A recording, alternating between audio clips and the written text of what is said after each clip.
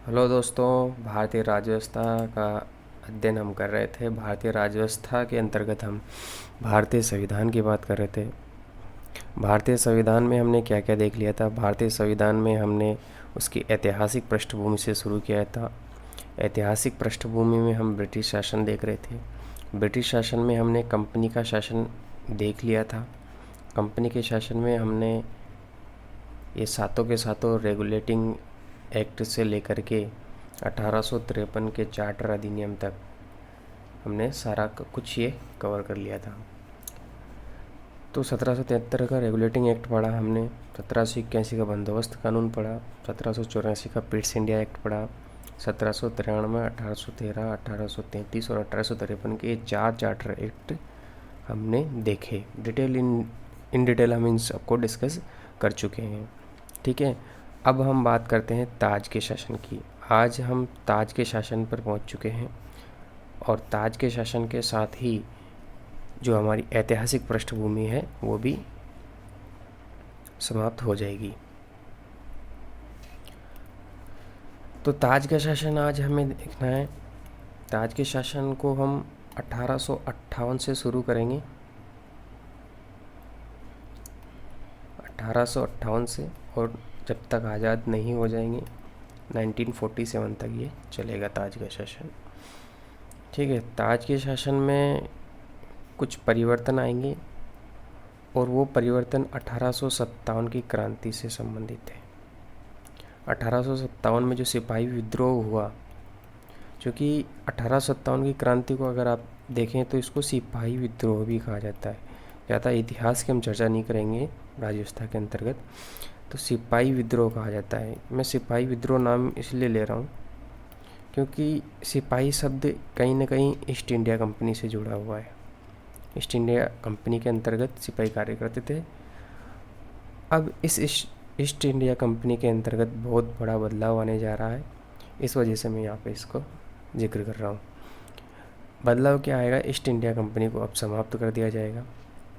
1857 में क्रांति हुई और इसके फ़ौरन बाद तुरंत 1858 का अधिनियम आएगा जिसमें हम देखेंगे कि क्या क्या परिवर्तन किया गया। प्रशासन में तत्काल परिवर्तन किया गया और बहुत बड़े बड़े कदम उठाए गए और बहुत सारी संस्थाओं को ख़त्म किया गया, नई संस्थाओं को बनाया गया। इन सभी चीज़ों की चर्चा 1858 के अधिनियम में हम देखेंगे, जो कि ताज के शासन के अंतर्गत आता है। तो शुरू करते हैं पहले एक्ट से। तो शायद ताज का शासन हमारा शुरू हो चुका है। ताज का शासन, जैसा कि मैंने अभी बताया, 1858 से 1947 तक हमें ताज का शासन देखना है। ताज के शासन में जो पहला अधिनियम है 1858 का भारत सरकार अधिनियम है। पहला अधिनियम कौन सा है? 1858 का भारत सरकार अधिनियम। 1857 की क्रांति के तत्काल बाद ये लाया गया। इस कानून का निर्माण 1857 के विद्रोह के बाद किया गया। जैसा कि मैंने अभी बताया, भारत का प्रथम स्वतंत्रता संग्राम कहें या सिपाही विद्रोह कहें, दोनों हम 1857 की क्रांति को कह सकते हैं। चाहे आप स्वतंत्रता संग्राम कहें, प्रथम स्वतंत्रता संग्राम कहें या सिपाही विद्रोह कहें। अब बात करते हैं 1858 के भारत सरकार अधिनियम की। तो इसे भारत के शासन को अच्छा बनाने वाला अधिनियम के नाम से प्रसिद्ध है और इस कानून ने ईस्ट इंडिया कंपनी को समाप्त कर दिया, जैसा कि मैंने आपको बताया भी था अभी थोड़ी देर पहले। तो पहली चीज़, ईस्ट इंडिया कंपनी को समाप्त कर दिया। ठीक है, अब ईस्ट इंडिया कंपनी तो समाप्त हो गई, तो शक्तियाँ कहाँ हस्तांतरित होगी? तो सीधी सी बात है, ब्रिटिश राजशाही को हस्तांतरित होगी। चाहे गवर्नर हो, चाहे क्षेत्र हो या राजस्व संबंधी हो, सारी शक्तियाँ जो है वह ब्रिटिश राजशाही को अब हस्तांतरित कर दी गई। क्या क्या विशेषताएं रही है, इसकी विशेषताओं की ओर नज़र डालते हैं। तो पहली विशेषता इसकी यह थी कि जो भारत का शासन था अब सीधे कहाँ चला गया था? महारानी विक्टोरिया के अधीन। ठीक है, अब एक और नया ट्विस्ट आता है कि जो गवर्नर जनरल था, भारत का गवर्नर जनरल, ठीक है, उसका फिर से पदनाम बदला जाता है और क्या कर दिया जाता है? भारत का वायसराय। ठीक है, मैं एक बार फिर से आपको रिमाइंड कर देता हूँ। बंगाल, कहानी शुरू होती है बंगाल के गवर्नर से। अब तो आप लोगों को भी याद हो गया होगा, बंगाल के गवर्नर से। तो 1773 का जो रेगुलेटिंग आया कंपनी के शासन के दौरान, इसने बंगाल के गवर्नर को जो है वो क्या बना दिया था, गवर्नर जनरल। एक्ट से याद रखिए तब आएगा मज़ा। बंगाल का गवर्नर जनरल बन गया। उसके बाद 1833 का चार्टर अधिनियम आया और यही गवर्नर जनरल क्या बन गया, भारत का गवर्नर जनरल, पूरे भारत का गवर्नर जनरल बन गया।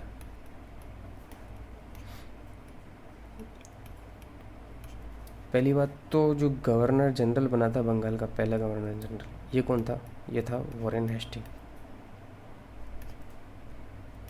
हेस्टिंग्स।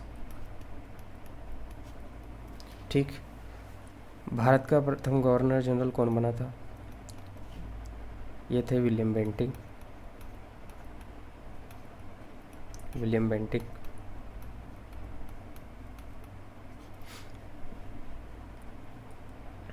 ठीक है। फिर उसके बाद आज हम देख रहे हैं 1858 का अधिनियम, और इसी में अब भारत का गवर्नर जनरल को फिर से चेंज कर दिया गया। पहले बंगाल का गवर्नर था, उसको बंगाल का गवर्नर जनरल बनाया 1873 के रेगुलेटिंग एक्ट के माध्यम से। फिर उसी बंगाल के गवर्नर जनरल को 1833 के चार्टर अधिनियम के माध्यम से भारत का गवर्नर जनरल बनाया गया। अब हम बात कर रहे हैं 1858 के भारत शासन अधिनियम की। तो अब भारत का गवर्नर जनरल बन चुका है भारत का वायसराय। तो ये चेंज जो है हमें यहाँ पे पूरा का पूरा देखने को मिलता है। तो आप इसी फॉर्मेट में इसको याद रखिए। अब ठीक है, तो बंगाल के गवर्नर जनरल वॉरेन हेस्टिंग बने हैं, पहली बार की बात कर रहे हैं। उसके बाद भारत का प्रथम गवर्नर जनरल विलियम बेंटिक बना है। उसके बाद भारत के प्रथम वायसराय कौन बने हैं, भारत के प्रथम वायसराय कैनिंग बनेंगे, लॉर्ड कैनिंग बनेंगे। तो ये भी आपको याद रखना है। ठीक है, आगे देखते हैं। तो भारत में ब्रिटिश ताज का प्रत्यक्ष प्रतिनिधि कौन बन चुका है, वायसराय बन चुका है, और लॉर्ड कैनिंग जो है भारत के प्रथम वायसराय हो जाएंगे। ठीक है, लॉर्ड कैनिंग जो है भारत के प्रथम वायसराय बनते हैं। ठीक, अगली विशेषता देखते हैं। ये तो थी पहली विशेषता जो कि वायसराय के संबंध में थी, और हमने उसको पूरा का पूरा एक चार्ट के माध्यम से देखा भी सही। नेक्स्ट देखते हैं कि द्वैध शासन से संबंधित नेक्स्ट पॉइंट है, दूसरा पॉइंट, द्वैध शासन प्रणाली जो है वो समाप्त हो चुकी है। द्वैध शासन प्रणाली मतलब जैसा कि हमने कहाँ स्टार्ट किया था द्वैध शासन प्रणाली को याद कीजिए। द्वैध शासन प्रणाली पूरा का पूरा रिमाइंड करते चाहिए, क्योंकि सारे एक्ट एक दूसरे से कहीं ना कहीं इंटरलिंक हो रहे हैं। तो द्वैध शासन प्रणाली को हम जोड़ेंगे। कहाँ से शुरुआत हुई थी इसकी शुरुआत हुई थी 1784 के पिट्स इंडिया एक्ट से। पिट्स इंडिया एक्ट से द्वैध शासन स्टार्ट हुआ था इंडिया में। ठीक है, और द्वैध शासन समाप्त कहाँ हुआ, 1858 के भारत सरकार अधिनियम के माध्यम से। भारत सरकार अधिनियम के माध्यम से जो है इसको द्वैध शासन प्रणाली को समाप्त कर दिया गया। द्वैध शासन से मतलब क्या है, द्वैध शासन से मतलब है दोहरा शासन, यानी कि एक तरफ तो नियंत्रण बोर्ड काम कर रहा था और दूसरी तरफ निदेशक कोर्ट। इन दोनों निकायों को क्या कर दिया गया, समाप्त कर दिया गया। जैसे दो निकाय समाप्त हुए द्वैध शासन समाप्त हुआ और एक नया पद बनाया गया, और वह पद था भारत का सचिव। ठीक है, जिसमें भारतीय प्रशासन की संपूर्ण शक्तियाँ निहित थी। अब ये जो भारत सचिव का जो नया पद सृजित हुआ है, ये भारत सचिव जो है वह एक कैबिनेट का सदस्य है। कौन सी कैबिनेट का? ब्रिटिश कैबिनेट का सदस्य है। जब ब्रिटिश कैबिनेट का सदस्य है तो सीधी सी बात है, उत्तरदायी भी ब्रिटिश कैबिनेट के प्रति होगा, यानी कि ब्रिटिश संसद के प्रति होगा। ठीक है। और इसकी सहायता के लिए, जैसे गवर्नर जनरल की सहायता के लिए गवर्नर जनरल इन काउंसिल है, उसी तरीके से इसकी सहायता के लिए भी 15 सदस्यीय परिषद का गठन किया गया। ठीक है, जो कि एक सलाहकार परिषद थी। जो इसकी सलाहकार परिषद थी, इसका अध्यक्ष भी इसी को बनाया गया। खुद परिषद का जो अध्यक्ष है वो भी भारत सचिव को ही बनाया गया। अगला पॉइंट देखते हैं।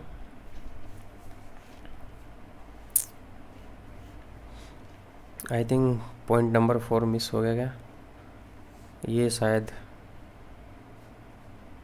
देखना पड़ेगा, पॉइंट नंबर 4 मिस हुआ है क्या? Point number 4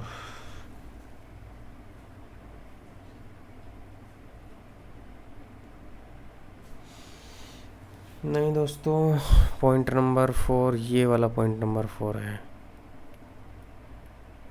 okay, this one point number 4। Next point की बात करते हैं, पॉइंट नंबर 5 की। तो पॉइंट नंबर 5 में कहा गया है कि जो भारत सचिव की जो परिषद है, वो एक निगमित निकाय होगी। ठीक है, और जिसे भारत हो चाहे इंग्लैंड हो, दोनों जगह मुकदमा करने का अधिकार होगा। हालांकि इस पर भी मुकदमा किया जा सकता था। ठीक है। निगमित निकाय का मतलब क्या होता है? निगमित निकाय का मतलब ये राज्य से पंजीकृत है। ठीक है, कानूनी संस्था है। 1858 के का जो कानून था, जो कि जिसके अभी ऊपर चर्चा की है, उसका अगर आप उद्देश्य देखें, उद्देश्य आपको सीधा नज़र आ रहा है कि प्रशासनिक मशीनरी में पूरा का पूरा सुधार किया जा रहा है।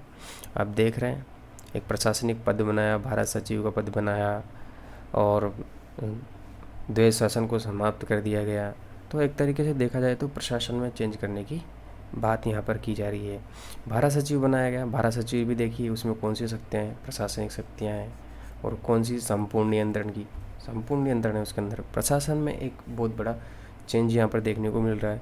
और जो वायसराय है, आप वो देखिए, वो भी ब्रिटिश दास का प्रत्यक्ष प्रतिनिधि बना हुआ है। मतलब कहीं ना कहीं एक तरीके से देखा जाए तो ब्रिटिश राजशाही जो इंग्लैंड में राज कर रही है, वहाँ से कहीं ना कहीं भारत के बीच का जो कनेक्शन है, इस कनेक्शन को कहीं ना कहीं बनाया जा रहा है। एक प्रशासन को चेंज किया जा रहा है। कौन से? इस वाले प्रशासन को चेंज किया जा रहा है। तो देखा जाए तो प्रशासनिक मशीनरी में जो है सुधार इस 1858 का उद्देश्य था, क्योंकि 1857 में जो कुछ हुआ सब जग जाहिर था। तो प्रशासन में तो सुधार जाहिर सा था, होना ही था। इसके माध्यम से इंग्लैंड में भारत सरकार का अधीक्षण, उसका नियंत्रण हो सकता था। ठीक है, किसके माध्यम से? इस सुधार के माध्यम से। ये सुधार इन्होंने किया है, उसके माध्यम से अब ये इंग्लैंड में भारत सरकार का अधीक्षण और उसका नियंत्रण कर सकते थे। यानी इंग्लैंड में बैठे बैठे किस तरीके से भारत सरकार का अधीक्षण किया जाए, भारत में सरकार चलाई जाए सीधे इंग्लैंड से। कैसे? अब इंग्लैंड से कैसे चलाई जा रही है? इंग्लैंड से सरकार चलाई जा रही है वायसराय के माध्यम से। वायसराय कौन है? वायसराय ब्रिटिश राजशाही का प्रत्यक्ष प्रतिनिधि है। भैया, हमने ही तुझे यहाँ पे भेजा है, हमारे अंडर में तू काम कर रहा है। तो ठीक है, तो वहाँ से वायसराय के माध्यम से एक तरीके से शासन किया जा रहा है। ये तो हुई इंग्लैंड की बात। अगर हम भारत की बात करें तो भारत में तो जैसा का वैसा ही है, प्रचलित शासन में कोई विशेष परिवर्तन नहीं, यहाँ पे नहीं हुआ। ठीक है, बाकी सब अपने आप देखा जाए तो सब कुछ सेम था। जो भी परिवर्तन हुआ वो इंग्लैंड से किस तरीके से यहाँ पे भारत में शासन किया जाएगा, उस मशीनरी में चेंज यहाँ पर देखने को मिलता है। तो ये था 1858 का अधिनियम, जो कि तुरंत लाया गया। फिर विचार विमर्श करके जो आया कानून, वो था भारत परिषद अधिनियम, 1861 का भारत परिषद अधिनियम। ये जल्दबाजी में नहीं लाया गया। आप देख रहे हैं, ये 3 साल बाद सोच विचार करके लाया गया। सोच विचार और राजनीति करके ये अधिनियम बनाया गया, क्योंकि 1857 की जो क्रांति में हुआ, वो जग जाहिर था। फटाफट से तो 1858 का अधिनियम ला करके तो तुरंत प्रशासन में चेंज कर दिया गया, जैसा कि अभी अपन ने ऊपर देखा, प्रशासन में चेंज कर दिया। अब प्रशासन में चेंज हो गया, सब कुछ मामला शांत हो गया, सब कुछ सेटल हो गया। उसके 3 साल बाद 1861 में, इसके 3 साल बाद 1861 में फिर ये अच्छे से विचार करते हैं और कुछ परिषद अधिनियम लाने के ही सोचते हैं। क्या इन्होंने विचार किया होगा? अब इन्होंने देखा कि भैया 1857 की क्रांति में जो कुछ हुआ वो दोबारा नहीं होना चाहिए। इसके लिए क्या करना चाहिए? इसके लिए सीधी सी बात है कि भारतीयों से अब सहयोग लेना चाहिए। तो अब शुरू करते हैं ये सहयोग की नीति, भारतीयों से सहयोग की नीति, कि भारतीयों से सहयोग लिया जाए। अगर हम उनको ही शामिल कर लेंगे, उनसे ही सहयोग कर लेंगे, उनको ही अपनी कानूनी प्रक्रिया का हिस्सा बना लेंगे, तो कहीं ना कहीं उनके सहयोग के माध्यम से हम अच्छे से प्रशासन चला पाएंगे। तो सहयोग की नीति की जो है वो शुरुआत होती है, और इस सहयोग की नीति के तहत कुछ परिषद अधिनियम लाए जाते हैं। परिषद अधिनियम मतलब जो विधान परिषद है, केंद्रीय परिषद है, उनसे संबंधित अधिनियम अब आपको देखने को मिलेंगे। ठीक है, तो परिषद से संबंधित जो अधिनियम है वो 1861 का भारत परिषद अधिनियम है। पहला अधिनियम ये रहेगा। दूसरा अधिनियम 1892 का भारत परिषद अधिनियम आएगा। उसके बाद तीसरा अधिनियम जो है वह 1909 का भारत परिषद अधिनियम। ये 3 परिषद अधिनियम जो है अब लाए जाएंगे। तो शुरू करते हैं 1861 के भारत परिषद अधिनियम से।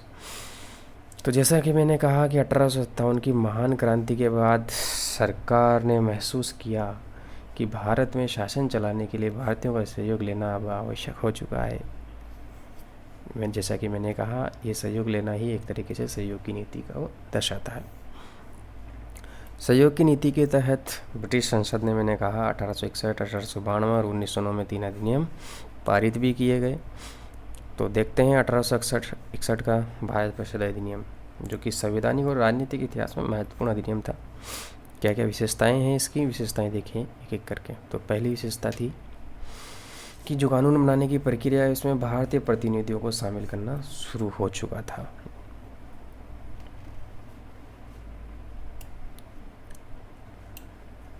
ठीक है, तो भारतीयों को शामिल करने की बात की जा रही है। तो परिषद में जो है गैर सरकारी सदस्यों के रूप में इनको नामांकित किया जाएगा, और उस समय कैनिंग के द्वारा, जो कि उस समय के वायसराय थे, तो कैनिंग ने बनारस के राजा, पटियाला के महाराजा और सर दिनकर राव को विधान परिषद में मनोनीत किया, नामांकित किया। ठीक है, तो शुरुआत हो चुकी है भारतीयों को नामांकित करने की, लेकिन किसके तौर पर? गैर सरकारी सदस्य के तौर पर, ध्यान रखिए।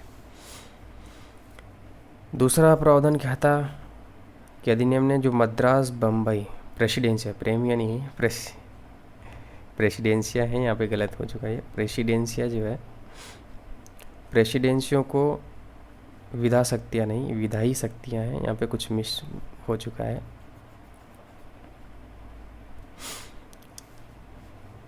जो 3 प्रेसिडेंसियाँ थी, बंगाल, बम्बई और मद्रास, तो बंगाल में तो खुद वायसराय बैठे ही हैं। मद्रास और बम्बई की जो प्रेसिडेंसियाँ थी, उनको जो विधायी शक्तियाँ कब छीनी गई थी, ये बताइए आप तो पहले मुझे। विधायी शक्तियाँ, इसकी हमने चर्चा करी थी। तो विधायी शक्तियाँ जो है अब इनको पुनः दे दी जा रही है, पुनः दे दी गई है विधायी शक्तियाँ। जब विधायी शक्तियाँ पुनः दे देंगे तो कौन सी प्रक्रिया शुरू हो जाएगी? केंद्रीकरण की। इस बारे में, केंद्रीकरण के बारे में हमने कब चर्चा की थी? केंद्रीकरण की। इसका भी एक लंबा इतिहास रहा है पूरे के पूरे अधिनियमों से, केंद्रीकरण का। अब देखिए, केंद्रीकरण को फिर से एक बार मैं बता देता हूँ शॉर्ट में। केंद्रीकरण की प्रक्रिया की शुरुआत कब हुई? तो बात करते हैं 1773 के रेगुलेटिंग एक्ट के माध्यम से। ठीक है, उसके बाद ये सर्वोच्च स्तर पर कब पहुँची? 1833 के चार्टर अधिनियम के माध्यम से। ठीक है। अब क्या हुआ, अब आया है 1861 का भारत परिषद अधिनियम। अब इसमें क्या हुआ, अब जो केंद्रीयकरण की प्रक्रिया थी, अब इसके उलट काम किया जा रहा है। अब शुरू हो चुकी है विकेंद्रीकरण प्रक्रिया। अब किसकी शुरुआत हो चुकी है, विकेंद्रीकरण की। पहले केंद्रीयकरण की हुई थी, अब विकेंद्रीकरण का मतलब वो उल्टा किया जाएगा। कैसे, जैसे 1833 में जो है शक्तियाँ छीन ली गई थी, विधायी शक्तियाँ छीन ली गई थी। किनसे, बम्बई और मद्रास से विधायी शक्तियाँ जो है छीन ली गई थी 1833 के चार्टर अधिनियम से। अब वही काम किया जा रहा है, उल्टा काम किया जा रहा है। केंद्रीकरण के विपरीत होगा विकेंद्रीकरण। तो जो उसमें विधायी शक्तियाँ छीनी थी, अब विधायी शक्तियाँ वापस उनको पुनः दे दी जा रही है। तो इस प्रक्रिया को विकेंद्रीकरण की प्रक्रिया कहते हैं, जो कि कब से शुरू हुई है, 1861 के अधिनियम से शुरू हुई है। और ये अपने उच्च स्तर पर कब पहुँचेगी, जिसे हमने कहा केंद्रीकरण की प्रक्रिया 1833 के चार्टर एक्ट से अपने उच्च स्तर पर पहुँच चुकी थी। उसी प्रकार जो विकेंद्रीकरण की प्रक्रिया है, ये अपने उच्च स्तर पर कब पहुँचेगी, ये अपने उच्च स्तर पर पहुँचेगी 1937 यानी कि 1937 में जाकर के ये अपने सर्वोच्च स्तर पर पहुँच जाती है। तो ये था केंद्रीकरण और विकेंद्रीकरण की प्रक्रिया के बारे में आपको बताया।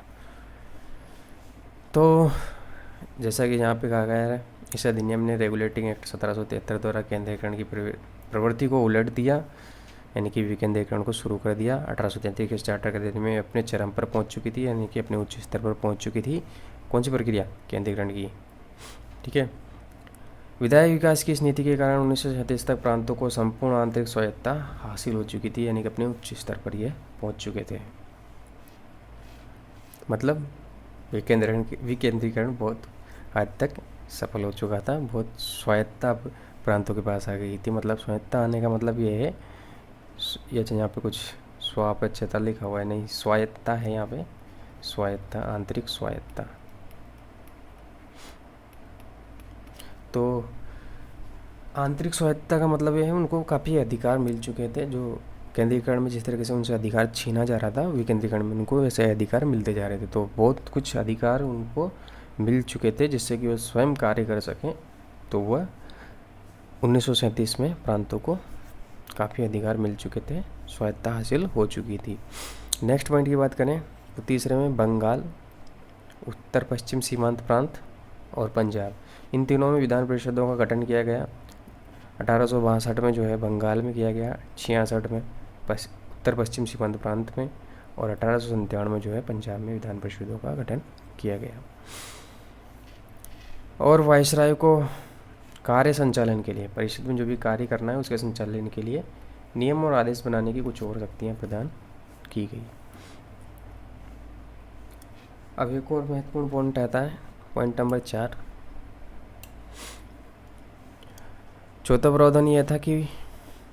प्रावधान यह था कि वायसराय को परिषद कार्य संचालन के लिए कुछ और शक्तियाँ दे ही दी गई थी। और जो लॉर्ड कैनिंग, जो कि उस समय वायसराय थे, उन्होंने एक पोर्टफोलियो प्रणाली भी शुरू की थी। पोर्टफोलियो प्रणाली क्या होती है, पोर्टफोलियो प्रणाली कुछ नहीं, अगर परिषद का एक सदस्य है तो वह एक से अधिक विभागों का प्रभारी बन सकता है। इस प्रणाली को पोर्टफोलियो प्रणाली कहा जाता है। तो 1861 का जो अधिनियम है वह 1859 में जो पोर्टफोलियो प्रणाली की शुरुआत की थी कैनिंग ने। पोर्टफोलियो प्रणाली की शुरुआत किसने की थी, वायसराय लॉर्ड कैनिंग ने शुरू की थी। कब की थी, 1859 में। और इसको मान्यता कब मिली है, 1861 के अधिनियम के माध्यम से। ठीक है। क्या होती है पोर्टफोलियो प्रणाली, मैंने अभी आपको बताई। ठीक है। और जो भी इसका प्रभारी अध्यक्ष बनेगा उसे क्या होगा, उस विभाग की ओर से, उस काउंसिल की ओर से अंतिम आदेश देने का अधिकार होगा। ठीक है। और नेक्स्ट पॉइंट क्या था, ये महत्वपूर्ण है, इम्पोर्टेंट है, ये भी काफ़ी इम्पोर्टेंट है। तो वायसराय जो है लॉर्ड कैनिंग है उस समय, तो वायसराय जो है आपातकाल में बिना काउंसिल की संस्तुति के अध्यादेश जारी करने के लिए अधिकृत था। अब जो है वायसराय को पूछने की ज़रूरत नहीं है काउंसिल से, कब इमरजेंसी के टाइम पर अध्यादेश जारी करने के लिए, ठीक है। और ऐसे अध्यादेशों की अवधि मात्र 6 माह होती थी। तो ये था 1861 का भारत परिषद अधिनियम। नेक्स्ट आगे चलते हैं हम 1892 के भारत परिषद अधिनियम की ओर। अगला अधिनियम देखते हैं 1892 का भारत परिषद अधिनियम।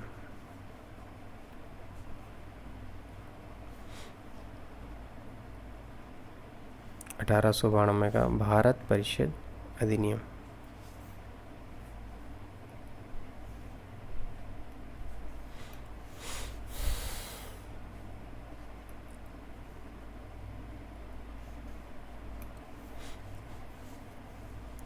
तो इस अधिनियम की क्या क्या विशेषताएं थी, जैसा कि मैंने बताया कि 3 परिषद अधिनियम जो है लाए गए। परिषद अधिनियम क्यों लाए जा रहे हैं? परिषद अधिनियम कहीं न कहीं केंद्रीय परिषद और विधान परिषद से संबंधित है, याद रखना।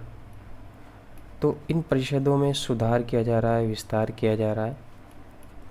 उस सुधार या विस्तार को ध्यान में रख के परिषद अधिनियम बनाए जा रहे हैं। और क्यों लाए जा रहे हैं? और कहीं ना कहीं भारतीयों से सहयोग की जो उनकी नीति है, इसके तहत भी परिषद अधिनियम लाए जा रहे हैं ताकि भारतीयों को संतुष्ट किया जा सके, 1857 जैसी नौबत ना आए। तो ये दूसरा परिषद अधिनियम है हमारा। पहला परिषद अधिनियम देखा हमने। परिषद अधिनियम किसके अंतर्गत देख रहे हैं हम? ताज के सेशन में, ठीक है। तो दूसरा परिषद अधिनियम देख रहे हैं। तो क्या सुधार हुआ? केंद्रीय और प्रांतीय विधान परिषदें थी, इसमें जो गैर सरकारी सदस्यों की संख्या थी वो बढ़ा दी गई। हालांकि बहुमत तो सरकारी सदस्यों का ही रहा।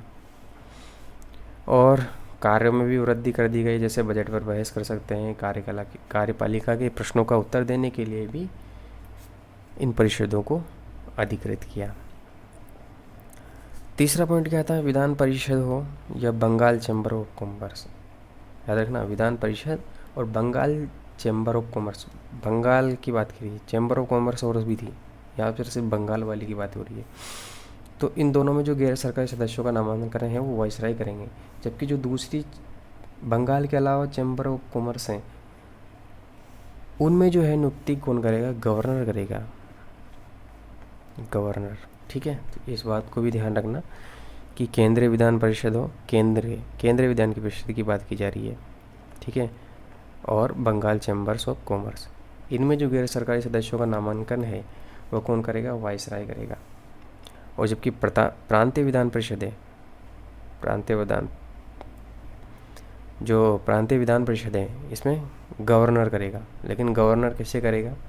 जिला परिषद, नगर पालिका, विश्वविद्यालय, व्यापार संघ और जमींदार और बंगाल चैम्बर्स ऑफ कॉमर्स, इन सब लोगों की सिफारिशों के आधार पर जो है गवर्नर नियुक्ति करेगा। किसकी? गैर सरकारी सदस्यों की। कहाँ पर? प्रांतीय विधान परिषद में गैर सरकारी सदस्यों की नियुक्ति करेगा। इन सब की सिफारिशों के आधार पर करेगा। जो बताया मैंने संस्थान, ये इन सब की सिफारिशों पर करेगा, ठीक है। तो एक तरीके से देखा जाए तो गैर सरकारी सदस्यों की नियुक्ति के लिए एक सीमित और परोक्ष प्रक्रिया यहाँ पर देखने को मिलती है। सीमित और परोक्ष रूप से चुनाव का प्रावधान हमें यहाँ पर देखने को मिलता है। हालांकि चुनाव शब्द का प्रयोग नहीं हुआ है अधिनियम में कहीं पे भी। एक तरीके से देखा जाए परोक्ष रूप से, यानी कि एक तरीके से यहाँ पर देख रहे हैं कि नामांकन जो है वो कहीं ना कहीं किया जा रहा है। इतने सारे संस्थान हैं, ये कुछ सिफारिशें कर रहे हैं, चुन रहे हैं एक तरीके से। तो परोक्ष रूप से चुनाव यहाँ पर नज़र हमें आ रहा है कि कुछ सदस्य जो है चुन करके परिषदों में बिठाए जा रहे हैं। तो डायरेक्ट तो चुनाव था नहीं, तो एक तरीके से सीमित था। सीमित इसलिए क्योंकि कुछ लोग ही, कुछ संस्थाएं ही ये चुनाव करने के लिए अधिकृत थी। तो सीमित इस अर्थ में कहा जा रहा है। और परोक्ष मैंने बोला कि कहीं ना कहीं डायरेक्टली इनको चुना जा रहा है, डायरेक्टली यहीं चुना जा रहा है।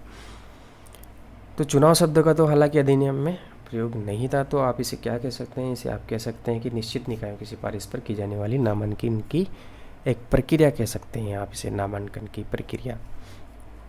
चुनाव नहीं कह सकते क्योंकि चुनाव शब्द का तो यहाँ पर प्रयोग नहीं हुआ है और ना ही प्रत्यक्ष रूप से चुनाव हुए हैं। तो ये था 1892 का जो है परिषद अधिनियम। तो परिषद अधिनियम में कहीं न कहीं परिषद में सुधार करने की कोशिश की जाएगी। जैसा कि हमने यहाँ पर भी देखा कि सदस्यों की संख्या यहाँ पर बढ़ाई जा रही है, कुछ जो है कार्यों में वृद्धि भी की जा रही है, जैसे बजट पर बहस करना या फिर कार्यपालिका के प्रश्नों के उत्तर देना। और दूसरी बात, सरकारी सदस्यों का नामांकन भी यहाँ पर शुरू हो चुका है। तो कहीं न कहीं परिषद से संबंधित हैं सारे के सारे। अगला है 1909 का परिषद अधिनियम। ये तीसरा परिषद अधिनियम है। ये भी कहीं न कहीं परिषद से संबंधित है। इसमें भी आपको कहीं न कहीं परिषद में सुधार देखने को मिलेगा। परिषदें दोनों स्तर पर कार्य कर रही है। एक तो केंद्रीय स्तर पर केंद्रीय परिषद या भारतीय विधान परिषद आप उसे कह सकते हैं,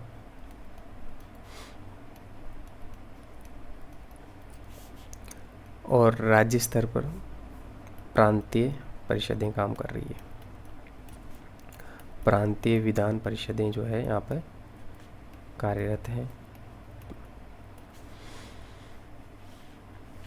तो बात करते हैं तीसरे परिषद अधिनियम की, यानी कि 1909 के भारत परिषद अधिनियम की, जिसे मार्ले मिंटो सुधार भी कहा जाता है। 1909 के भारत परिषद अधिनियम को मार्ले मिंटो सुधार भी कहा जाता है। बैटरी ओके 19% हो जाएगा काम। तो 1909 के भारत परिषद अधिनियम को मार्ले मिंटो सुधार भी कहा जाता है। क्यों कहा जाता है? कि उस समय देखेंगे कि लॉर्ड मार्ले जो है, मार्ले वो भारत सचिव हैं और मिंटो जो है वाइसराय थे। कनेक्ट करना ही पड़ेगा डिवाइस को, बार बार नोटिफिकेशन आ रहा है, 1 मिनट।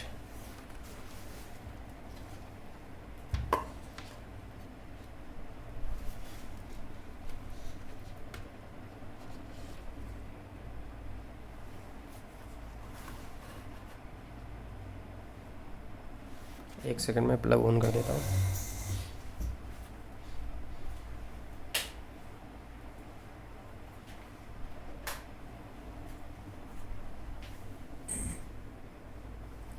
Sorry for disturbance.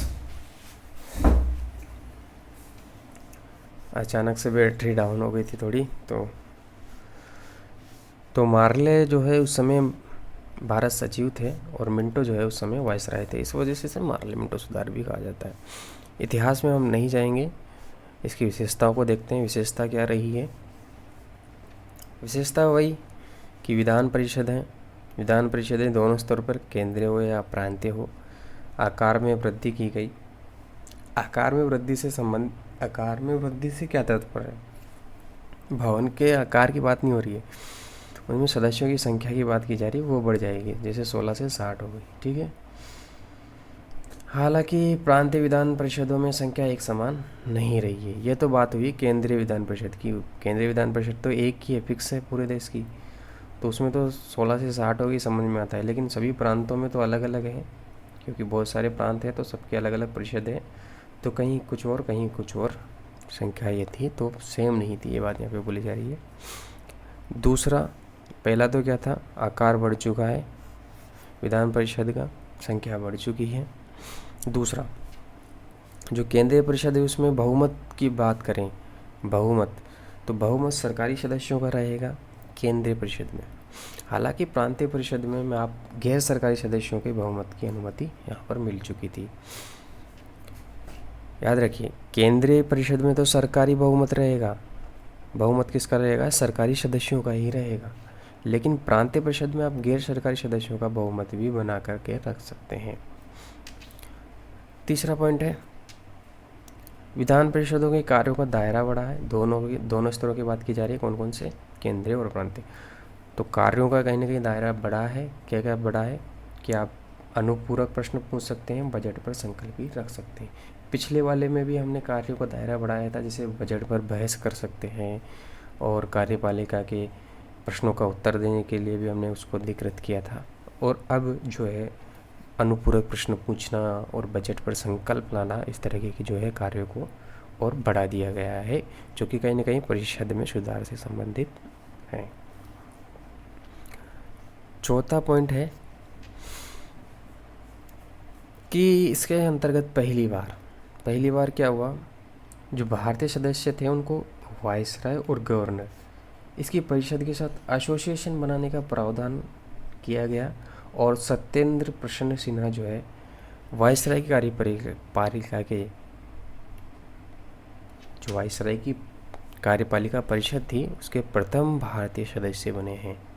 पूछा जा सकता है कि सत्येंद्र प्रसन्न सिन्हा जो है वायसराय की कार्यपालिका परिषद के पहले भारतीय सदस्य बने हैं, और उन्हें क्या बनाया गया था, उन्हें विधि सदस्य बनाया गया था। सत्येंद्र प्रसन्न सिन्हा को विधि सदस्य यहाँ पर बनाया जाता है। सबसे महत्वपूर्ण 1909 के भारत परिषद अधिनियम को जो सब लोग बोलते बोलते थक जाते हैं, वो मैंने लास्ट में लिया है। क्या लिया है कि पृथक निर्वाचन की व्यवस्था के आधार पर मुस्लिमों के लिए सांप्रदायिक प्रतिनिधित्व का प्रावधान। सब सांप्रदायिक के बीज बोलते रहते हैं, इस तरह की बातें करते रहे, वो इतिहास की बात है, ठीक है। तो उसमें इस चीज़ पर ज़्यादा प्रेफरेंस रखी जाती है। तो हम राज्य व्यवस्था में देख रहे हैं, तो ये अपने सभी बिंदुओं को देखा है। यहाँ पे अधिकतर लोग बस सांप्रदायिक प्रतिनिधित्व करके निकल जाते हैं। तो पांचवा पॉइंट ये है कि इस अधिनियम में पृथक निर्वाचन चुनाव के लिए मुस्लिमों के लिए अलग व्यवस्था कर दी गई है, जिसे सांप्रदायिक प्रतिनिधित्व कहते हैं। तो क्या था इसके अंतर्गत? इसके अंदर तो यह था मुस्लिम सदस्यों का जो चुनाव है वो मुस्लिम मतदाता ही करेंगे, ठीक है।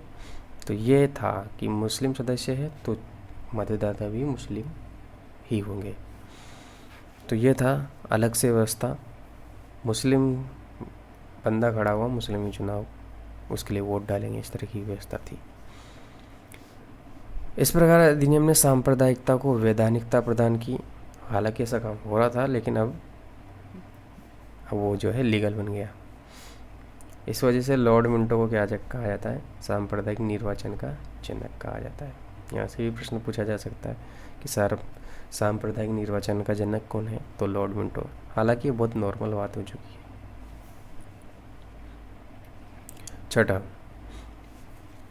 छठा ये था कि जो प्रेसिडेंसी कॉरपोरेशन है, चैम्बर ऑफ कॉमर्स है, विश्वविद्यालय हैं, जमींदार हैं, इनके लिए भी अलग प्रतिनिधित्व का प्रावधान किया गया। ये बात कोई जानता ही नहीं है, बस उनको बस मुस्लिम प्रतिनिधित्व या मुस्लिमों के सांप्रदायिक प्रतिनिधित्व की पड़ी रहती है। आप इधर भी देखिए, प्रेसिडेंसी कॉरपोरेशन हो या चैम्बर्स ऑफ कॉमर्स हो, विश्वविद्यालय हो, जमींदार हो, इनके लिए भी अलग प्रतिनिधित्व का प्रावधान किया था, ठीक है। याद रखना, प्रावधान भी किया था, अलग प्रतिनिधित्व का प्रावधान भी किया था। किन के लिए? जमींदारों के लिए, विश्वविद्यालयों के लिए, चैम्बर्स ऑफ कॉमर्स के लिए, प्रेसिडेंसी ऑफ कॉरपोरेशन के लिए। तो ये थे कुछ अधिनियम जो हमने ताज के शासन के अंतर्गत देखे। क्या देखा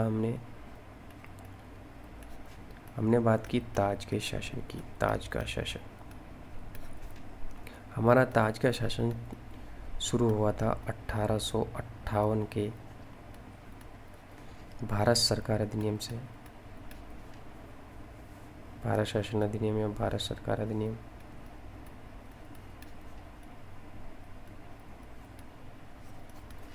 उसके बाद हमने देखा 3 परिषद कानूनों को। इसमें पहला परिषद कानून था 1861 का भारत सरकार परिषद, भारत परिषद अधिनियम। उसके बाद हमने देखा 1892 का भारत परिषद अधिनियम।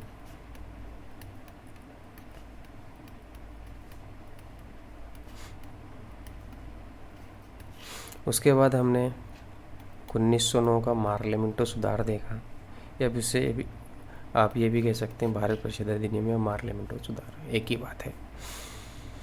तो ये 4 अधिनियम हमने यहाँ पर आज की कक्षा में देखे हैं। उसके बाद हम बात करेंगे अगली कक्षा में 1919 का मोंटेगू चेम्सफोर्ड सुधार। उसके बाद हम बात करेंगे 1935 का भारत शासन अधिनियम। उसके बाद बात करेंगे 1947 के स्वतंत्रता अधिनियम की। तो जिसमें हमारा ताज का शासन समाप्त। ताज का शासन समाप्त होती है ऐतिहासिक पृष्ठभूमि समाप्त। उसके बाद हम नेक्स्ट अध्याय पे चलेंगे भारतीय संविधान के। तब तक के लिए धन्यवाद। अगर आप चैनल पर नए हैं तो उसको सब्सक्राइब भी कर दीजिए, लोगों को शेयर कर दीजिए, अच्छा लगे तो लाइक कर दीजिए, और कुछ सजेशंस हैं आपके तो कमेंट करके आप बता सकते हैं, वैसा करने की कोशिश मैं करूँगा। तब तक के लिए धन्यवाद।